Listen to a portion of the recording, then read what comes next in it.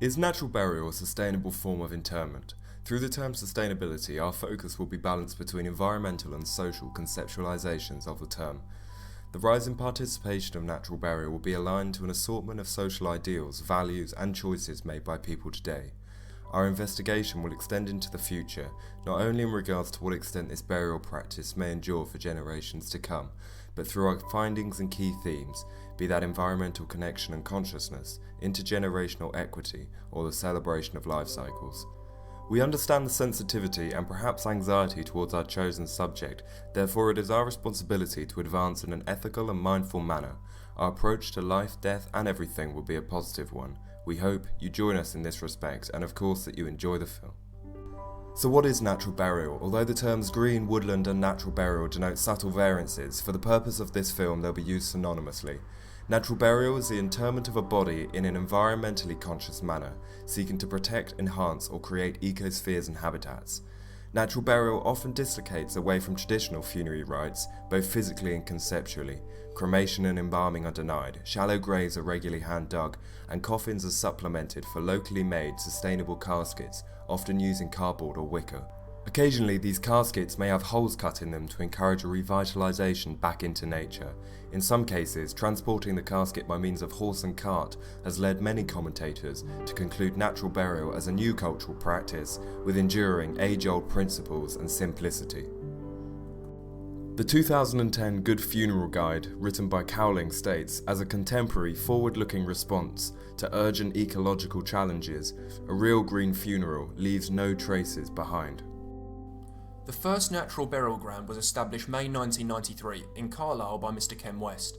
Today in 2015, there are over 270 natural burial sites in Britain.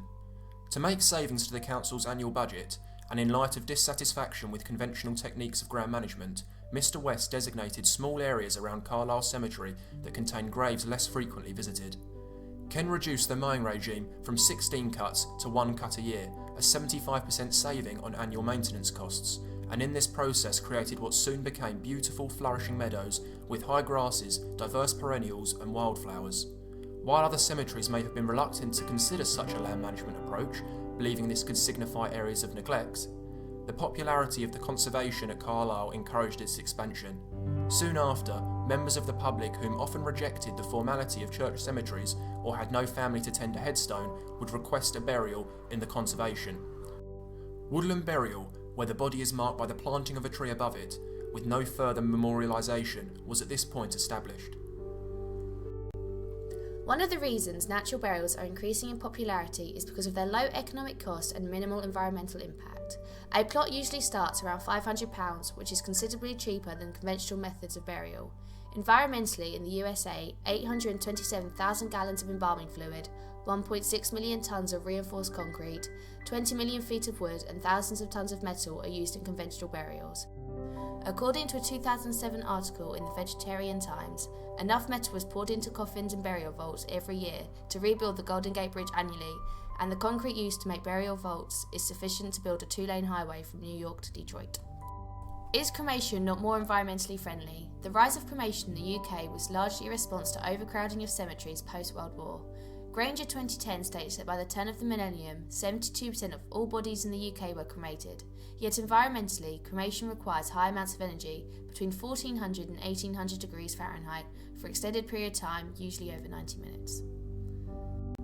The burnings of natural gases and the vaporisation of other chemicals is regularly scrutinised by the environmentally conscious. Embalming in all cases of traditional ways of dealing with the dead is still present. Embalming allows family and friends to view the body before finally parting ways. This is a very significant and sensitive moment, but criticism remains that formaldehyde-based chemicals used in embalming have adverse health risks for the body handlers and also contaminating qualities to water and soil. Cremation was, however, the first act of what Rumble and Davies 2012 called an act of retrospective fulfilment of identity.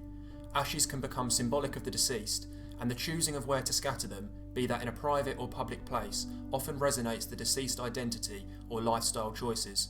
A gardener may become rooted in their cultivated courtyard, a fisherman might swim in the ocean they once worked.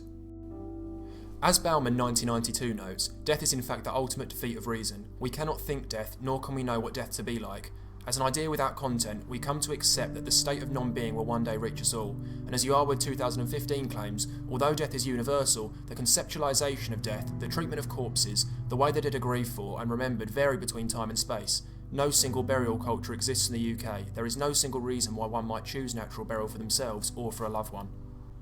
Could natural burial be seen as a conscious social move to protect the world of today and tomorrow? Does natural burial signify a detachment from the so-called denial of death, characterised by the idea that the deceased need to be materially anchored and buried away from human activity? Interment in natural burial site could signify anonymity. In going back to nature, so to speak, the deceased become not singularly present as a headstone, but ever present as the grass grows in the burial site, the trees bloom and fall, and the fruits drop. Is natural burial a passing phase, or is it here to stay?